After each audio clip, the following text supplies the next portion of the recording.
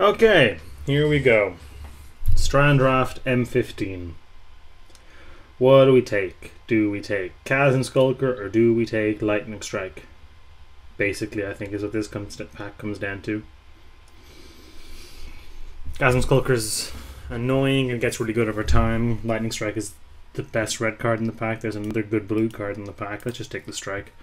Hello, I'm Dennis. Today we're going to be drafting M15, and I should say that this draft has been brought to you by our good friend Omnicrat, who is currently working on a research project regarding, I think the term he uses is communal automation, or something to that effect. Either way, I've linked it down in the description below, so if that sounds something that might interest you, you can go and check it out and maybe get involved.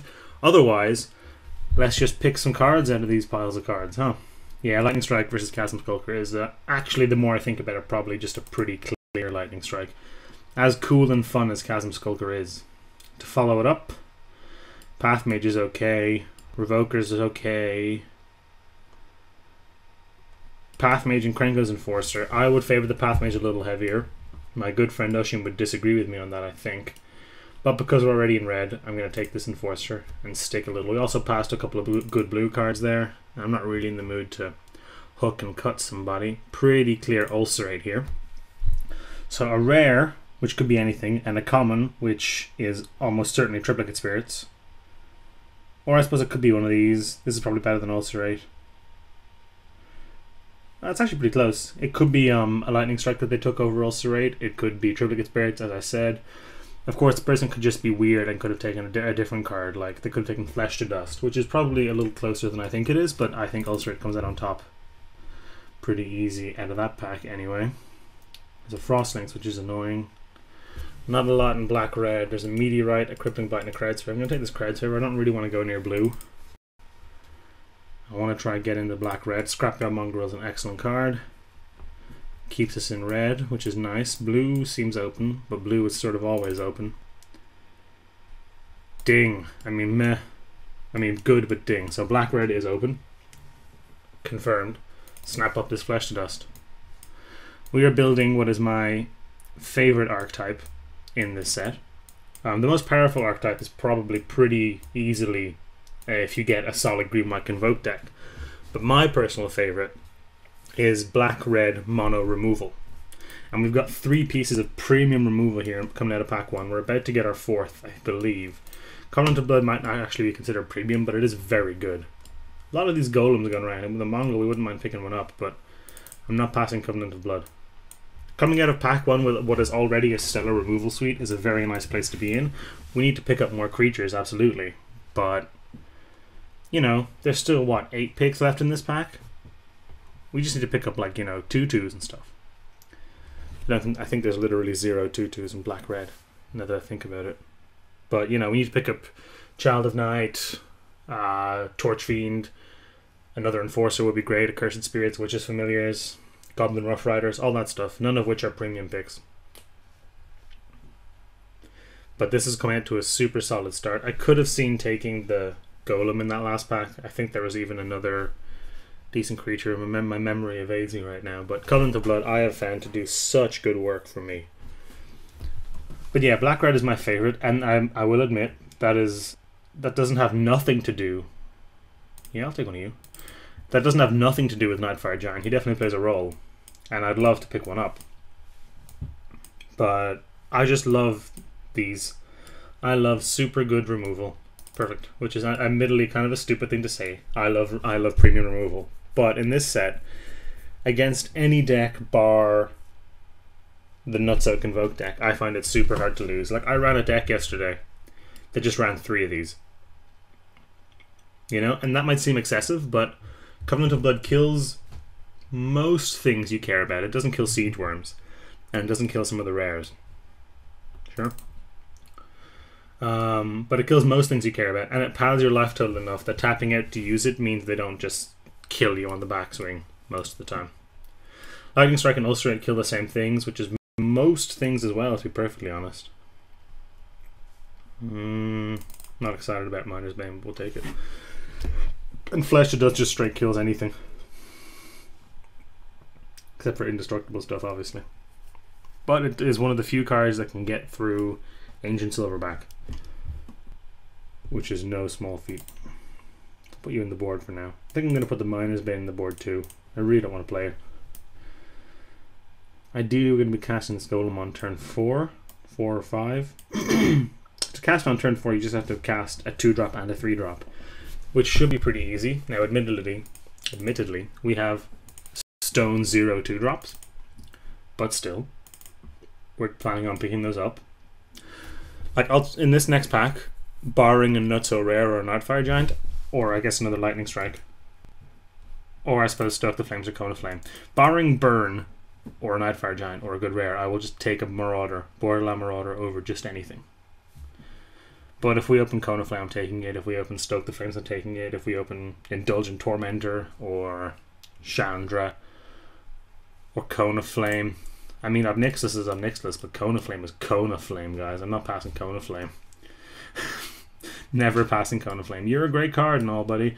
And I'd like you, and I'd probably like you, I'd like you, I'd like you, but Cone of Flame is Cone of Flame, and you never pass a Cone of Flame. It kind of beats Triplicate Spirits. People are like, Cone of Flames just beats Triplicate Spirits. I'm like, yeah, but it's a 1-for-1.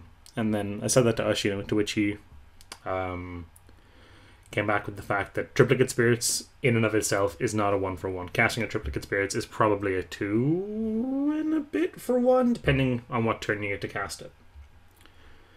Because a 1-1 flyer generally isn't worth an entire card. 3 of them is certainly worth more than 1 card, though. Oh, what a crappy pack. You hit Kirkesh and Willforged Golem, and like a sideboard Fester Gloom. Boo Urns. What's missing? A common? Yeah, this is one of those packs that just comes up crappy for your color. Like, look, there's 4 white cards in here. 1 black card and 1 red card. I think I'll take the Golem over Kirkesh. Golem pumps our Scrapyard Mongrel. It's a little harder to cast. Well, I mean, this is harder to cast because of mana cost. This is more expensive but has good vogue. So I'm going to take a Golem. And I'm going to assume we're going to be able to fill this out at some point, you know? But this is super solid to begin with, guys. This is fan-friggin-tastic. Cone of Flame is so good, Lightning Strike is so good, Ulcerate is so good, Flesh of Dust is so good, Covenant is... I'm a bigger fan than most people are of Covenant of Blood, I think, but I just think it's a really good card. I think it's really, really good. Okay, what are we looking for now? 2 drops, 3 drops, basically. Preferably red ones. Maybe because we have this Paragon, we should have taken Kirkesh. But maybe because we have this Scrapyard Mongrel, we should have taken Willforged Golems. Who knows? Zoffshade, Blast Bolt, Bronze Sable, another Covenant. I'm going to take a Bronze Sable here. It's a 2-drop, which we need. Pumps a Scrapyard Mongrel, which is nice. Covenant's probably a better card, but considering we have, you know, this for removal already, we actually just might not need a second one. You know, and if we pick up another Flesh of Dust, we'll probably... Oh, I was going to say we'll probably run it over the Covenant, but we'll probably just run all 3, to be perfectly honest. Now, this is 7 non-creature spells, and you only... Or 6 non-creature spells, and you only need, what, 8 maybe? Give or take? 7, 8, 9? Somewhere in that range of non-creature spells. Forge Devil, a second Mongrel is just perfect. Now we have these artifacts. Bronze Sable there too. Forge Devil I wouldn't mind. But a second Mongrel is exactly what we want. It's red, which means the Paragon pumps it. We already have 3 artifacts, which are decent creatures in and of themselves, which pump it. Awesome. Haven't seen a lot of black going around, to be honest. Our 3 black cards are so good, though, that I really don't want to ditch it. And if black is cut... Like, we got that Flesh of Dust very late in pack 1. So maybe black is just cut in this direction, which means we should get hooked up in pack 3. I didn't notice anything ridiculous in that pack. That was, you know, super wide open. White's pretty open. A Janie's Private, Geist of the Moors, Kinsbell Skirmisher, all very good cards. I'm going to take this Maggot over a second crowd's favor.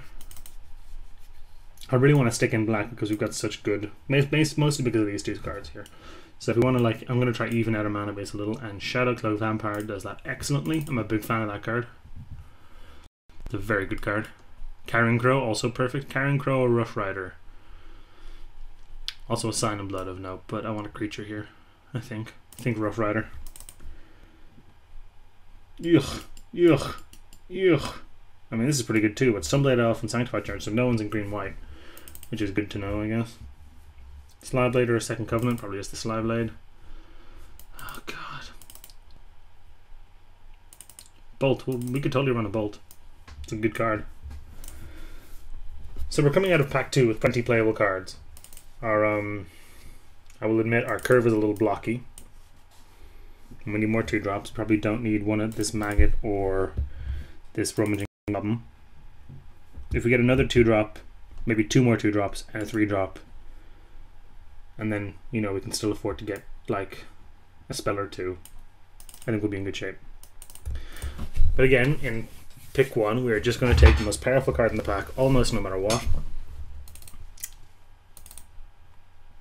Like an interesting pick here for me would be something like Borderland Marauder, which would just be perfect for us, versus Flesh to Dust. Flesh to Dust is objectively a better card, I think. But in our situation, considering the removal we already have and the curve requirements that we have, I wouldn't be inclined to just take the Marauder over it. Fortunately, we don't have that decision because this pack is a piece of shit for us. Sanctified Charge, which we know is going to go like 11th pick apparently. The loose range is bonkers, but we just took this Bronze Sable. We've got 2 Mongrels, it's solid 2-drop, it blocks Krenga's Enforcers and Accursed Spirits. Interestingly, we're already in those colours, so we shouldn't be too worried about those, but still. Thundering Giant's not terrible. Necrobite's okay, but Bronze Sable's actually not bad. Spirit Bombs. Familiar, Nightfire Giant, or Thundering Giant. I wish it was Nightfire Giant. Probably just the Familiar. Yeah.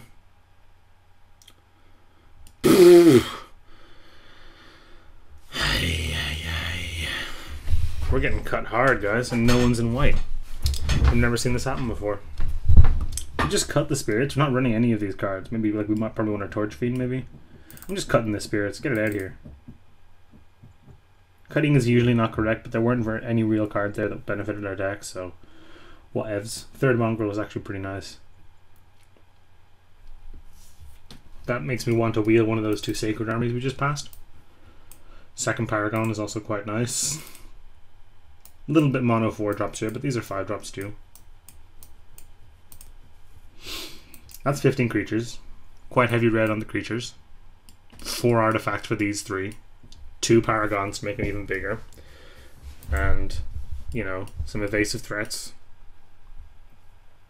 Also an evasive threat that gets bigger with the Paragons. And then just sweet removal.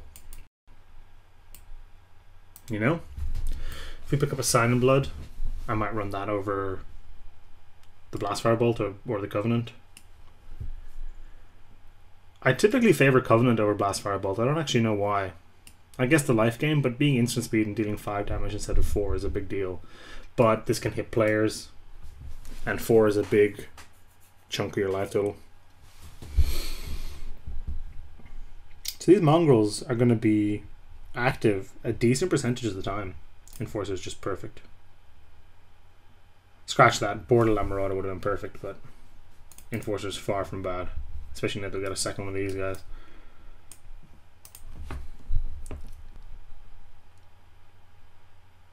Boo. We already have a Crippling Blight in the board, don't we? Yeah, I guess take this Brawler's Plate. Maybe we bring it in against something. I guess we take this Hammer Hand over this second Bolt. Nah, I'll take the second Bolt for the sideboard, to be honest. This is the pack we opened. Take the Necrobite, I guess. Don't really want it. We're a little low on 2-drops, but we have enough removal that we'll be able to stabilize if we fall behind a little early, I believe.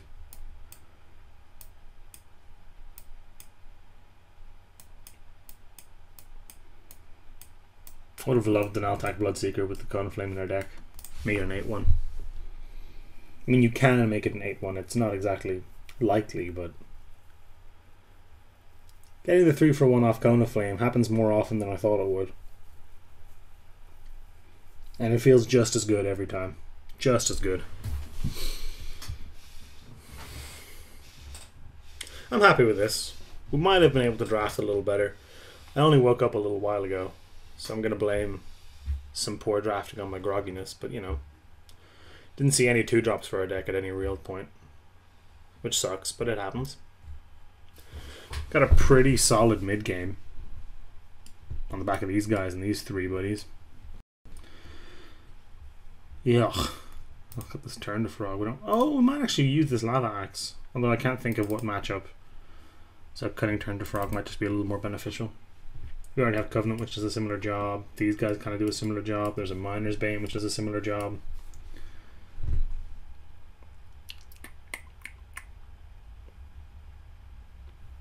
I just prefer Miner's Bane over Lava Axe in general. Miner's Bane is like a Lava Axe that can block sometimes.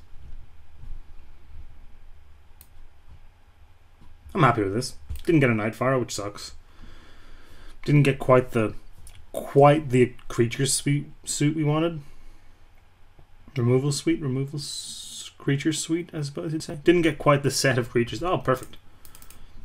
You're really nice, actually. Let's cut probably the Sly Blade. It's a good card. It's a good card for blocking, though. Not really a good card for attacking if you don't have auras to put on it or something, and we don't look like a blocking kind of deck. Gonna have some 5/3 tramplers. Gonna get stuff out of the way to smash them in. We're gonna attack with them. People are gonna double block them, hopefully. You know, they're 5/3s, you know, maybe they're 7/5s. People double block, we blow up one of the things with this or this or this or this or this, or we give it first strike, we hit them for 1,000,000. There's the armory. Do we run the armory over the crowd's favor? With 2 intimidators, 2 flyers, and potentially 3 tramplers, which the armory also turns on, that might be better than running the crowd's favor. Like 5 artifacts is going to make these mongrels 5/3s just a lot of the time. So I think we might want the armory more than the crowd's favor. Like the crowd's favor means that when they block one of our mongrels, we get to kill their thing and still deal damage to it. Sacred armory means our mongrels are more likely to be 5/3s. It means we can force through more damage. We can't save the mongrel. We have to use one of these to do that. And it can't be this one or this one.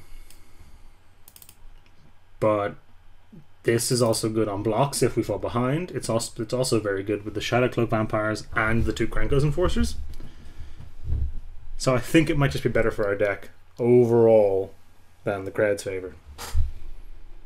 In that vein, though, I might want to bring in this other Blast Firebolt over... It would have to be a creature, wouldn't it? It can't be any of these. It shouldn't be any of these. It has to be one of these, which means it would probably be the Torch Fiend. As excited as I was to pick him up. Nah, I think we're okay starting the Torch Fiend. If we see a lot of things that we need to kill, we can bring in the Bolt. Let's start the Torch Fiend, though, I think. So let's group creatures separately. Make you 5 drops.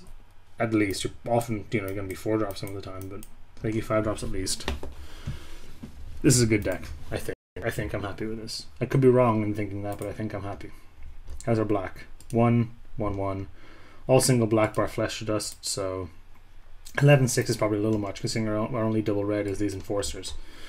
So, oh, and Cone, but Cone's a 5-drop. Yeah, 6 is going to make casting flesh to dust hard. I feel much more comfortable with 10/7, I believe. 10/7 still means we're going to be able to cast our Krankos Enforcers on turn 3 a fair chunk of the time. So I think we're okay with that. No rares in the deck, I don't think. I don't think so. Nope, only 2 uncommons. We got a pauper deck here, kids, and let's see if we can win with it.